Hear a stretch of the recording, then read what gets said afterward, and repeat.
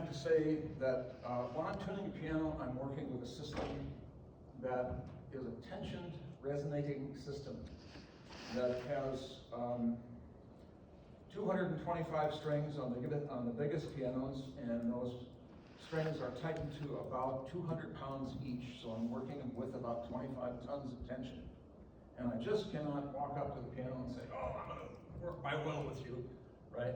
I have to kind of come to some understanding with that instrument about where it wants to go and what it's been doing. The other thing that I'm very grateful for having come to know from the piano god is that when I tune a piano, my awareness expands to fill the space, the cubic volume of the room where the piano is, because I have to attend to how that piano is working in that space. So I think the first thing that I want to offer to you is that the cosmos is a system of complex vibratory organic pattern. And I will come back to that again and again. And I'm a person who is very aware of vibration. And there are those of you who I talked to last year who I've used parts of that presentation from last year in this presentation. But when I tune the piano, the primary thing that I spend the most time with when I'm tuning by ear, I tuned for 27 years by ear, and now I use a computer, but the ear tuning is actually the sweetest. I'll take probably at least half or maybe a third of the time that I'm taking to tune the whole piano to work on just 12 notes, to get the relationships between those notes balanced just right, so that when I go to tune the rest of the piano, I use these as a reference. So I'm going to talk about later in this talk about a temperament of wisdom.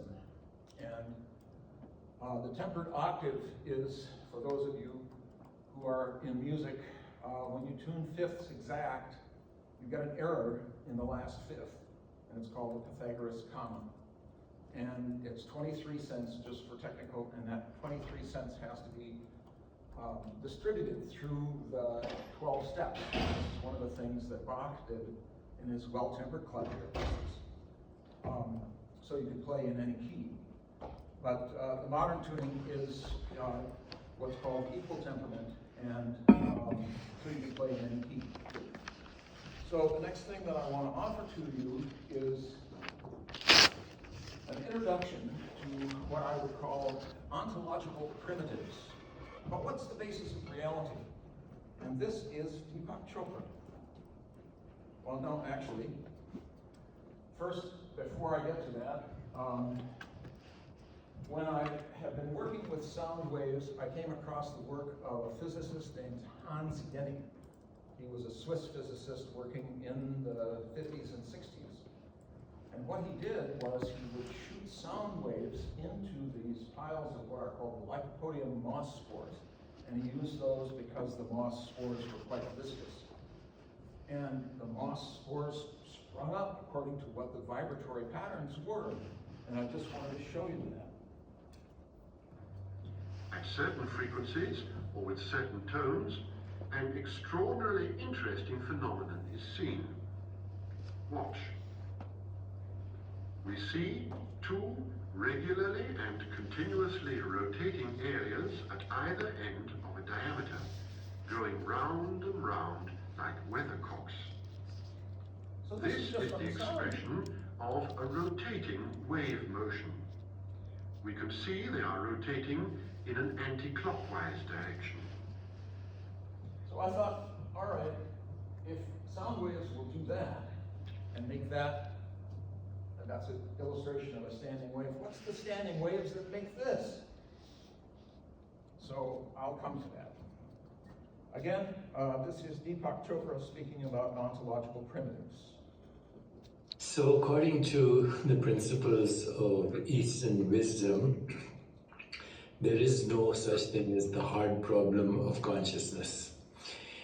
The hard problem of consciousness that we speak of in the scientific world is based on a philosophy of science that is called naive realism.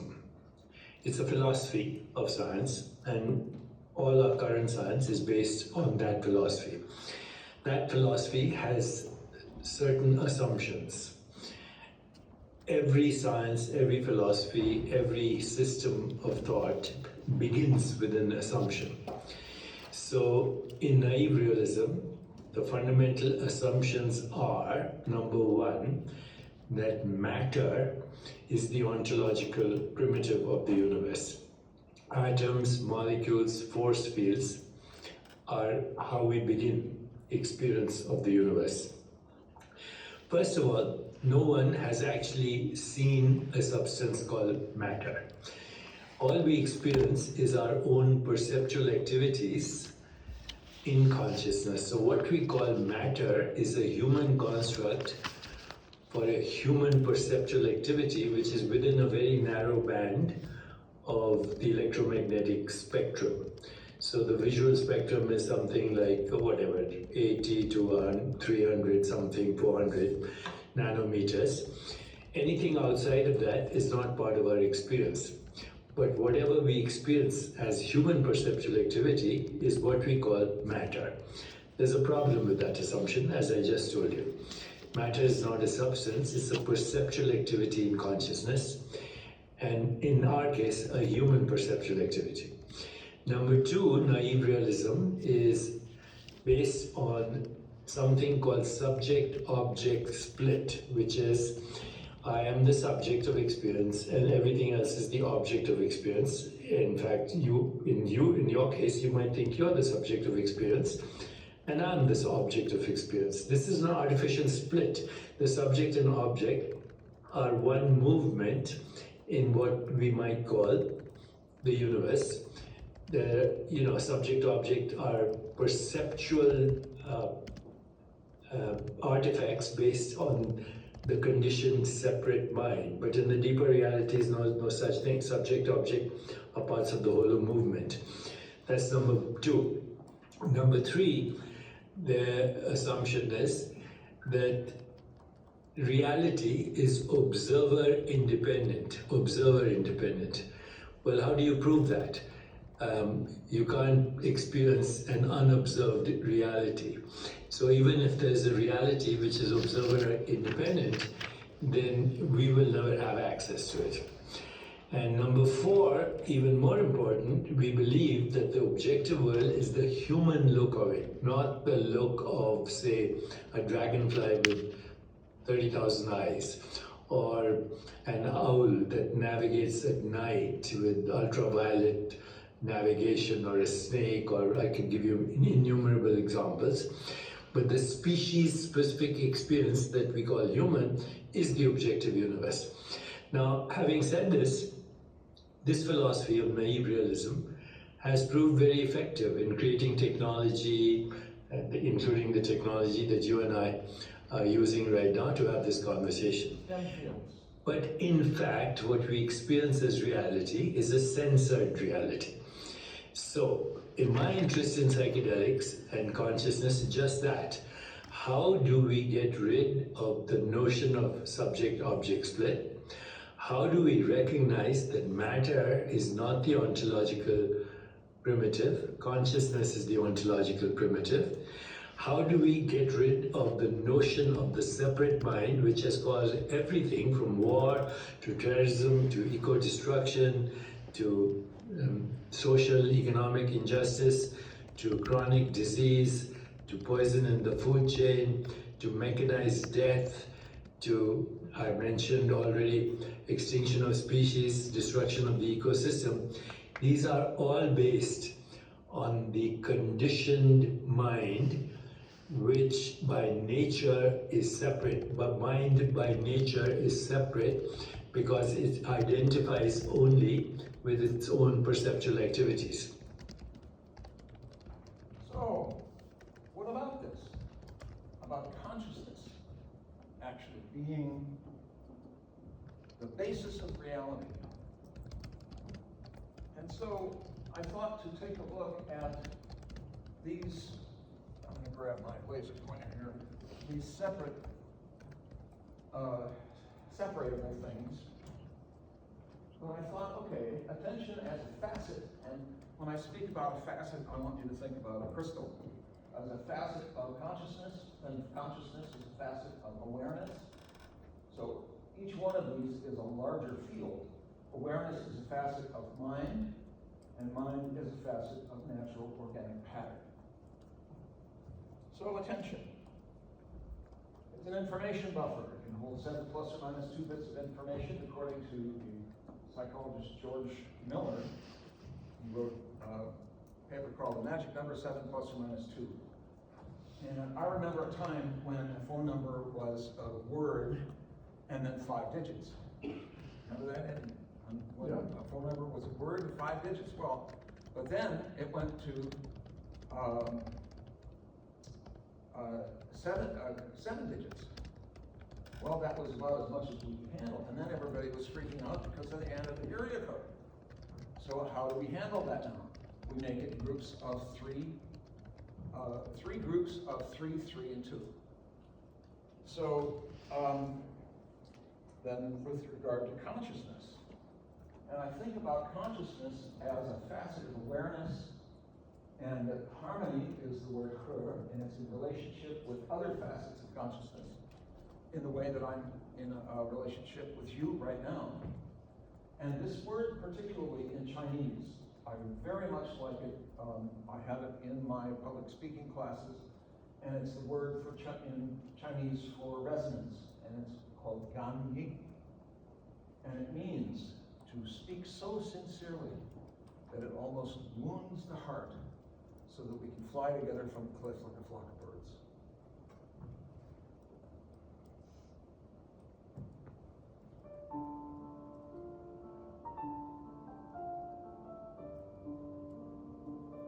Our mind does this. Our consciousness does this. This is known as a murmuration of starlings. I won't let this go on for too long because we've got a lot to cover here. But then we have awareness, okay? And then awareness is a function of the Tao. And my mentor said, his name was Dr. Yi Wu, and he said, we can't know the Tao, but we can know the function of the Tao. And the function of the Tao is to make space for things. So our awareness makes space. The most important thing in this bottle is the space for the room, for the water to be in. The most important part of the room is the space for us to come together and meet. And then we have mind. And one of the things he said, Dr. Wu said, the problem with you people in the West is you're thinking with your brain and not your mind. And what he meant was heart-mind. Because the brain, and this, how many of you guys have read this book, Zen Mind, Beginner's Mind? I always thought it was the brain. But no, it is the heart mind. And the heart mind, the brain is cold, and it's, to translate now, which is a pork meat with pictograph of a carcass cut open with hair and a skull, and the thinking hair is like a pictograph of screens. But the thing about the heart mind, and it does not look like a heart. This is called Xing. And the heart is warm and inclusive and kind and compassionate. And the brain is cold. The brain is thinking. And I would offer to you, there's also a difference in brain hemispheres. So that the cold thinking brain is like the left brain, and the warm heart mind is like the right brain. Next I want to introduce you to this character called Li, which means patterns in jade, wood and muscle. And to explain quickly what a fractal dimension is, it's a fractional dimension. There are 4 dimensions in Euclidean geometry. 0 dimensions is a point, 1 dimension is a line, 2 dimensions is a plane and 3 dimensions is a cubic volume. And a fractal dimension is something that's in between. And there are structures in complexity science, such as self-similarity, organic self-organization in far from equilibrium conditions. There's a number of them, and that's part of what I wrote my dissertation about. And so it's these patterns in the natural world, as shown by complexity science. So this is a big piece of jade, and you can see these patterns. And Alan Watts talked about the patterns of jade. They don't make mistakes. They seem to be naturally responding. And there's this thing called self-similarity in complexity science. So a fern leaf is an isosceles triangle. But then outsheets are also isosceles triangles. And then the little leaflets are also isosceles triangles. So I took a look at fractal geometry and self-similarity, and Kongzu, or Confucius' great learning for patterns that are connected. Now Confucius, who lived from 551 to 479, he's one of the most influential thinkers in Asian philosophy. He wrote the 5 books, and my primary study from Chinese philosophy was in I Ching, which is the classic of changes, which I'm not allowed to teach, unfortunately, because it's not considered evidence-based in a STEM field system with an ontological primitive of matter. But the 5 books were the Book of Changes, the Book of Rites, the Book of History, the Book of Odes, Spring and Autumn Annals, and the Confucian moral values were human-heartedness. And this is translated as 2 people standing together, ritual and propriety. And one of the things that was a criticism of the rituals that were done in Confucian society was, the rituals are very rigid, but it was meant to attend to what was actually going on in the natural world. So you don't harvest things in the spring, and you don't try and plant in the fall, except with certain crops, but you try to attend and align with the natural world so you benefit from that natural momentum. Righteousness is getting an inspired awareness from sacrifice, but it's translated as acting dignified with sheep horns. The Chinese were very much an agricultural people. Then there's wisdom, which is the arrow mouth that speaks. Trustworthiness is this one person speak. How would you speak to be trustworthy? Think about how you would speak to 3 other people to keep your word. And filial piety, which is xiao, which is a child supporting an aged parent whose hair is changed. And so in the Confucian time, there began to be an influx of influence from Buddhism and Taoism, and the first, in the Neo-Confucian canon, the first person to begin to synthesize the Taoist and Confucian spiritual ideas was Zhou Yu, and this is the diagram of the Supreme Ultimate. Then we have the Cheng brothers, Cheng Hao and Cheng Yi. And the Cheng brothers came up with this Neo-Confucian metaphysics. So they made Li, which is translated in English as principle or patterns in jade. And if you think about, and I'll show you some patterns that are complexity patterns in just a moment. But Li comes first. It's the patterns that show up in the universe, but then Qi. We've all heard of Qi, like Tai Chi. It's the vital force, but Li comes first. And then there's the vital force, and then there's the unity of heaven, which is Jiangyuan He Yi, which is the unity of humanity and heaven, and then self-cultivation of the mind, heart, And one of the things that, there was a philosopher named Mencius, who thought that the basic human nature, people are basically good. And if you leave them alone, they'll act properly. My study has been with Chu Shi, who was a synthesis of all three, Taoism, Confucianism, and Buddhism. And I want to talk about Buddhism for just a moment. What the Buddha awoke to when he saw the morning star arising, he said, I am that, is he awoke to that there was no separated self. And Dogen Zenji was a Zen Buddhist in the Soto school who went to China to study, and he got some ideas from another Chinese philosopher named Chuang-Tzu about forgetting the self. And he said to study the Buddha way is to study the self. To study the self is to forget the self. To forget the self is to become one with the 10,000 things, and this becoming one with 10,000 things happens, and that the self drops away endlessly. I'm paraphrasing here. So, Chu Shi put together 4 books from the Classic of Rites, and it was The Great Learning, the Mengzi, the Analects of Confucius, and the Doctrine of the Mean.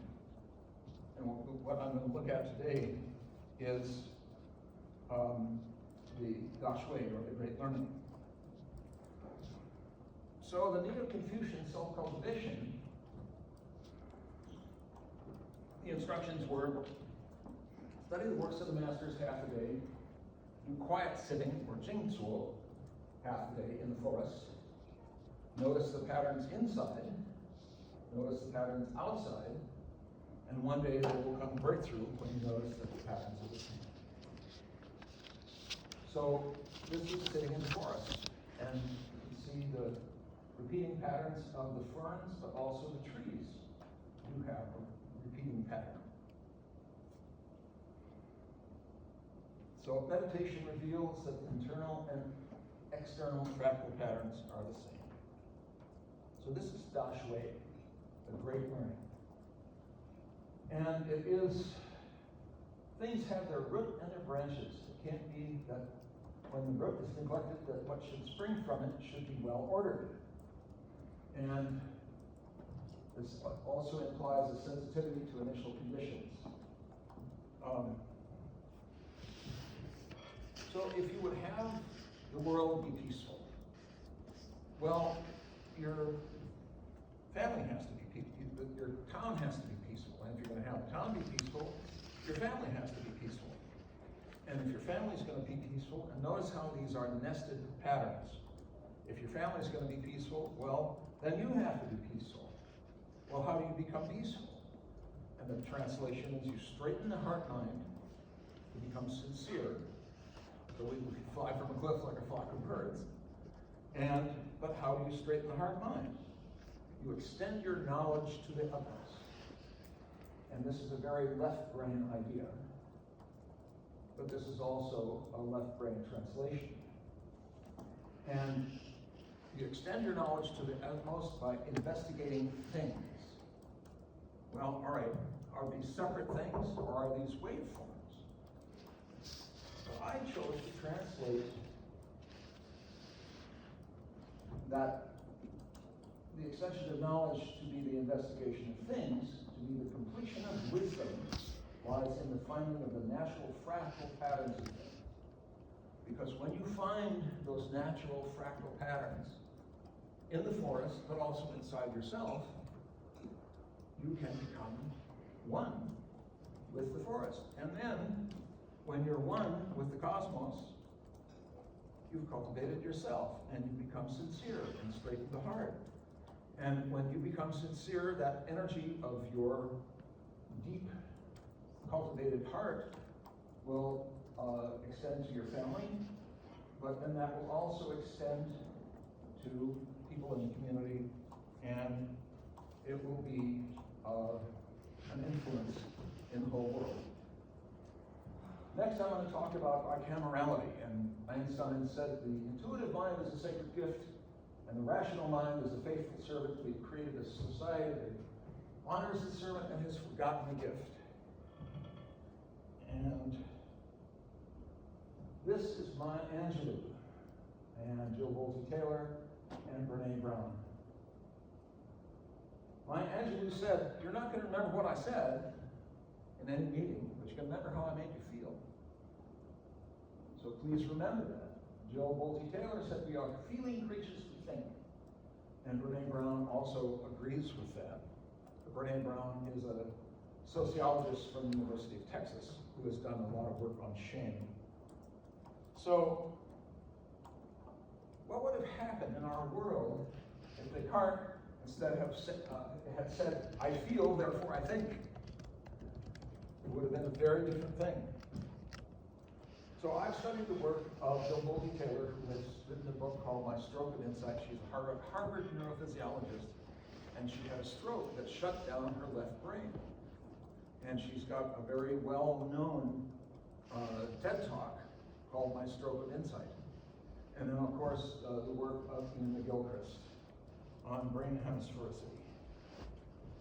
So, McGilchrist talks about the left brain. Its job is focus, serial processing. It's linear, self-validating. It represents. You don't get the real picture. It talks about knowledge and rationality. And it's self-validating. So it says, the left brain says, well, this is all I see, therefore this is all there is. But the right brain, it's parallel processing, it takes in a big picture, it's not linear, it's all-encompassing, it's direct experience. And this is what I'm talking about when you have the big picture and you engage with that directly. It's where you experience wisdom. There's a friend of mine, or acquaintance, was an evangelical person, and he said, "Anthony, you're so spiritual. How can you be so spiritual and not be Christian?" And I said, "Well, I study Taoism and Buddhism." And he said, "Well, tell me about that." And then there's a Buddhist text called the Diamond Sutra, which you may know. And in the Diamond Sutra, Buddha is sitting, and all of his acolytes are around him, and his primary disciple, Subhuti, says, "Oh, Lord Buddha, your awareness is greater than all the numerous sands of the grains of sand in the Ganges." And Buddha said, "Just so, Subhuti, but that's only a way of talking about it." So I get back to my acquaintance, and I have a mind worm for you. And the mind worm is, if you can think of it, it's already too small. Think of that. When you put your experience into a thought, it constricts it into thinking. And what would it be like to attend to what your experience is that's beyond thought? So, and Jill Bolte Taylor talks about the left thinking and left emotional, right thinking and right emotional brain. The left thinking brain organizes everything, categorizes well, is naturally mechanical, is neat, respects authority, critically judges, is detail-based, counts everything. The left emotional brain is angry and calls names, deceives, feels guilty, internalizes shame, loves conditionally, negative self-judgment, it's anxious and whines. The right thinking brain treats the body as a temple of the soul, and it's aware, expansive, connected, accepting, embraces change, authentic and vulnerable, generous of spirit, and the right emotional brain treats the body as a toy, forgiving, awe-inspiring, playful, empathic, creative, joyful, hopeful, experiential.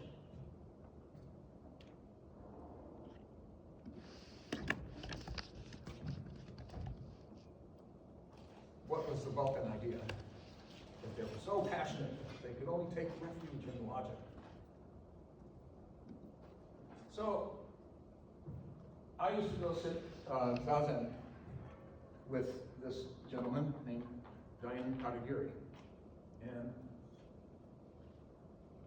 he was a Zen Roshi, which is a Zen monk. Anyway, I would go on Wednesday nights in the early 70s for his lectures, and we would sit for 40 minutes in Zazen, and then he would stop and give his lecture, and then he would get up and greet the people that were in the room. And I understand, and I want to thank Dr. Wallace for giving me an article about this. There was a man named Stephen Portis who has written about the vagal tone and vagal nerve of compassion and meditation, because what I experienced with Katagiri Roshi was that I could feel his affect, his vagal affect, when he was meditating. And then, when he was giving his lecture, his affect didn't change. I thought, that's kind of weird. And then he got up and was greeting people, and his affect didn't change. Then I understood. He was still meditating. He was still in a flow state. So, in complexity science, this is what's called the coastline paradox. And Mandelbrot has written a paper, How Long is the Coastline of Britain?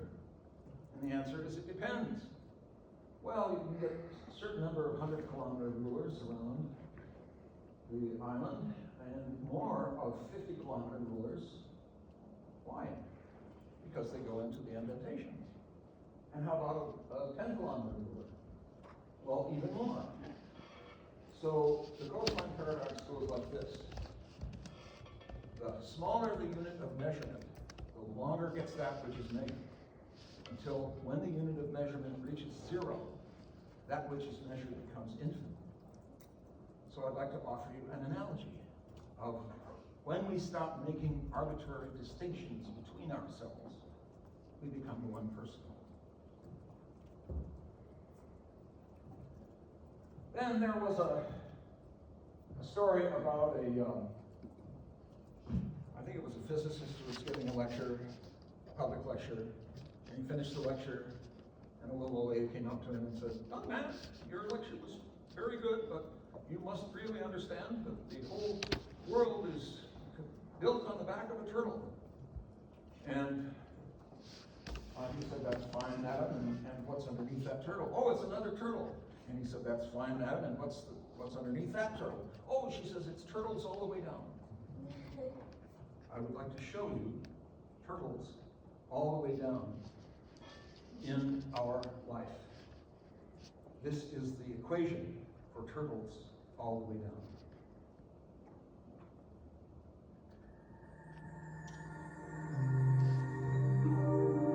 This is a Mandelbrot set. It's the most complex figure known to humankind. It is infinite on the edges. Our mind is like this. The natural world is like this.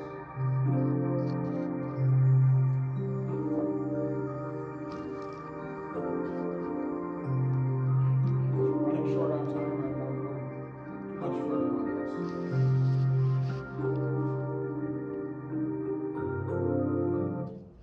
So we come back then to how do you tune up this standing wave so that it can attend to the cosmos? And again, this is called setting a temperament. So I came up with these ideas about a temperament of wisdom. And the wisdom is right brain. And the first component is to go into a flow state. And I maintain that each one of us goes into a flow state at least once a day, several times a day. When we forget ourselves, when you forget yourself, there's no longer any you. There's just the doing. There's no longer any separated individuality. And I have to say, I'm very grateful. I've been in a flow state for about 7 years now. When I first really understood this, there is no separated Anthony. There's just what the cosmos is doing here. It's really freeing. And this is sort of an experience that I.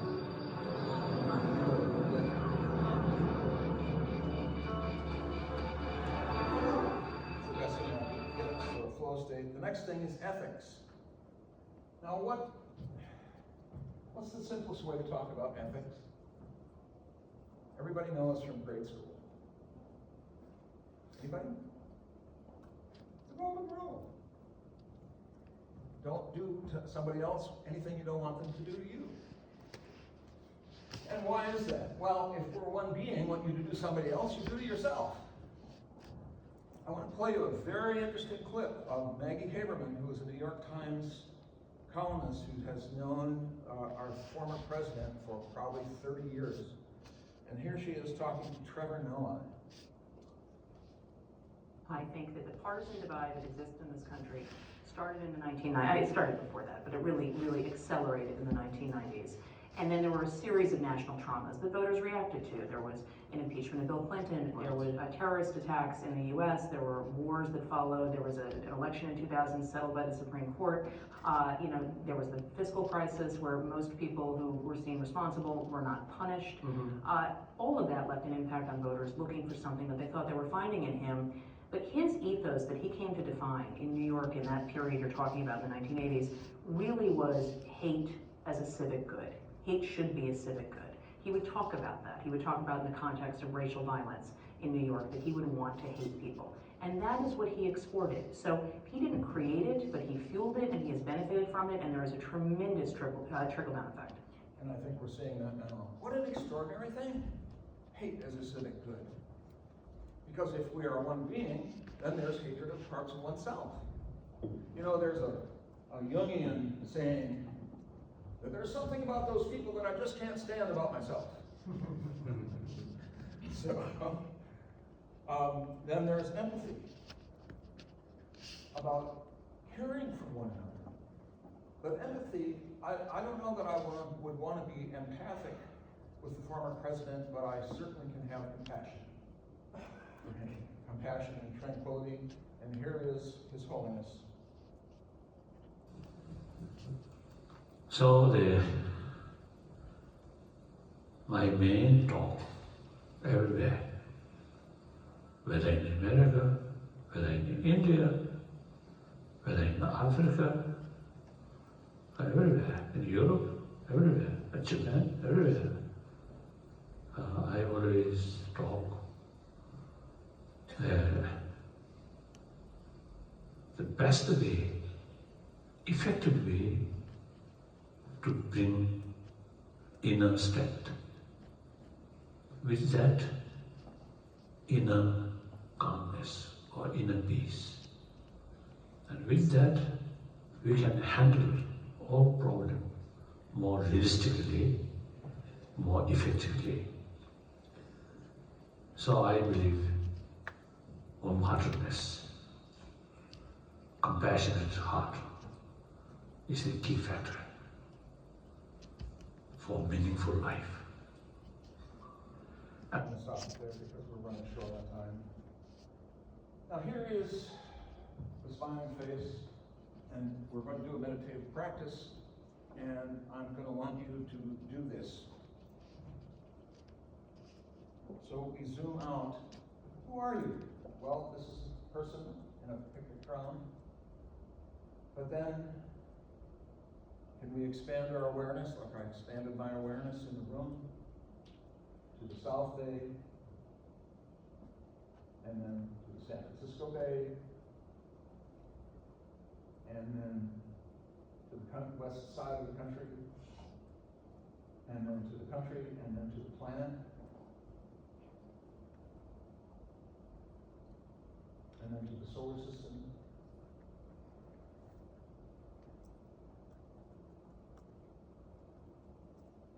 So I'm going to stop it here, but it keeps going out to the local group. And I'm going to invite you to do that. The next point in the temperament of wisdom is humor. My daughter, how many of you guys know somebody who is Down syndrome? My daughter is Down syndrome. She's about 48 now. And the wisest thing she ever said to me when she made an error was, silly me.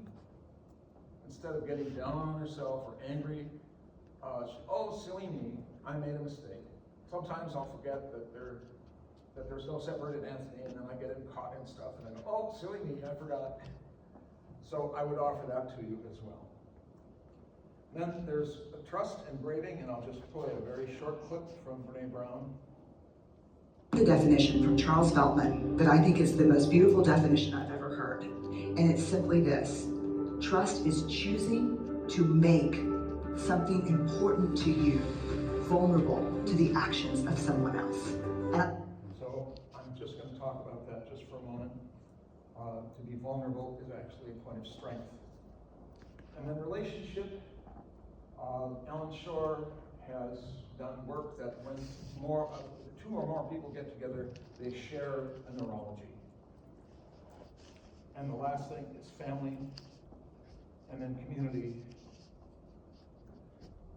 So this allows you to be a radiant, resonant reference. So to tune up the people around you by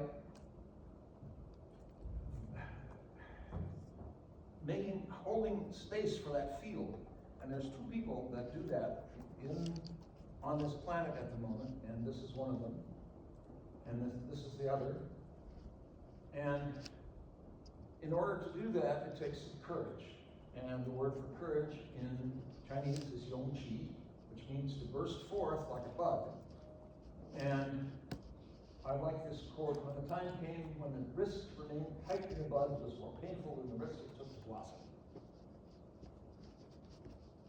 So again, let's think about the attention, which is a facet of awareness, which is a facet of consciousness, which is a facet of awareness, which is a facet of mind, which is a facet of natural organic pattern. Again, it's like how our attention goes. Maybe every one of these birds has a TikTok account, I don't know. So, what I'd like to offer to you now is a Neo-Confucian self-cultivation. And we can get an experience like this without necessarily sitting in for us. So what I'd like you to do, and this is from, I was John Mulwood's recording engineer for about 5 years, and he was a transpersonal psychologist studying the work of Eugene Gendlin about a felt sense. So I'd like everybody to put their feet flat on the floor if you want to engage with this. And just imagine roots growing out of your feet. That's right. Down into the floor. And if you don't want to participate, that's just fine. But imagine roots going down 20 or 30 or 50 or 100 feet, so you're really well grounded. And then come back to the center, whether it's the heart or what's called the hara. And I want you to really allow your awareness to fill the body, starting with your toes, so that your awareness is completely filling each toe, the big toe, middle toe, little toe, and then filling the feet, and then the ankles, and then the calves, and the knees, and the thighs, and then the abdomen, filling with your awareness, and the chest, and the shoulders, and the arms, and finally filling the head, so you're completely aware of how the body feels, and at peace with it, and in a meditative sort of way, letting any thought just kind of drift away. That's right. Just notice how this feels.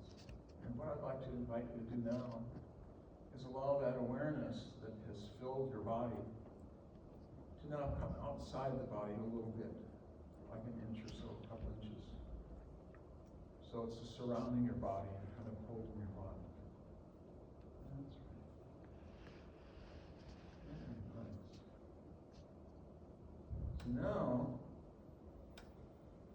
why stop with just being around the body? Allow the awareness to expand to fill the room.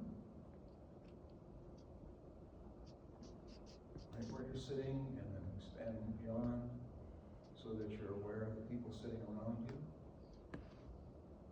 And you're aware, without thinking, you're aware of the people and the walls of the room, and the roof, or the ceiling of the room. And hang out with how that feels.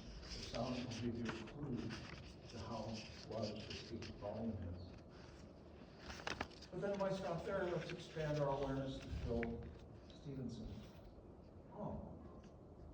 And notice how it feels to expand into the hallways on the first floor, and then the second floor, and then the third floor.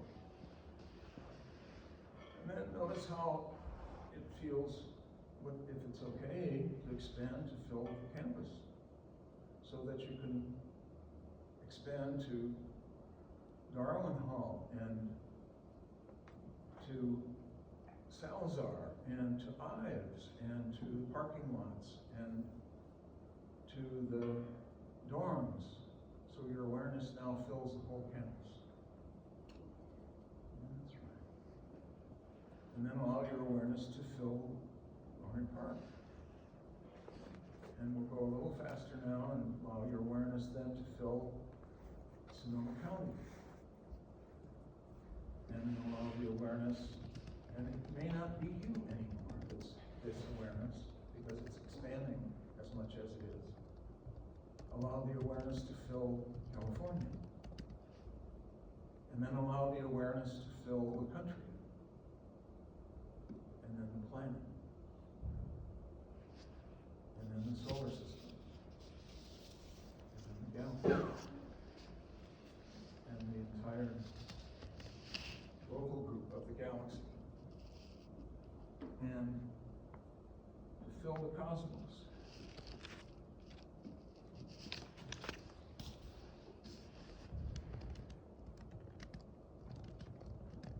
I want to read from, if one expands one's mind, then one can embody all things of the world. Some things are not yet embodied, and one's mind still has things outside of it. The minds of ordinary people stop with narrowness of hearing and seeing. The sage, however, completely develops his nature, and so does not restrict his mind to seeing and hearing. If one completely develops one's mind, then one will know nature and heaven. Heaven is so vast that there's nothing outside of it. A mind that has things outside of it cannot unite itself with things. It is not what one's virtuous nature knows. What one's virtuous nature knows does not sprout from seeing and hearing. So allow your awareness that now fills the cosmos, that you have become the cosmos. You are no longer you. And then allow that awareness to come back to the local group, and then to the galaxy, and then to the solar system, and then back to the planet, and back to the country, and back to the Sonoma County, and back to campus, and back to Stevenson Hall, and back to the body that you are physically inhabiting. And the idea about this is inhabiting. And come on back, and when you're ready, open your eyes.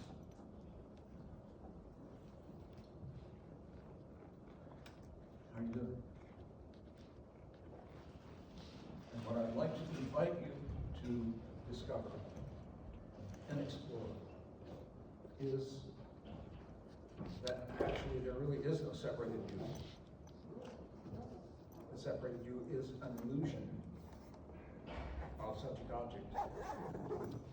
And the way out of any difficulty is always to expand the context, because then you get an entirely larger understanding of what is happening with the system. And another Einstein quote, you can't solve a problem at the same level that it was created.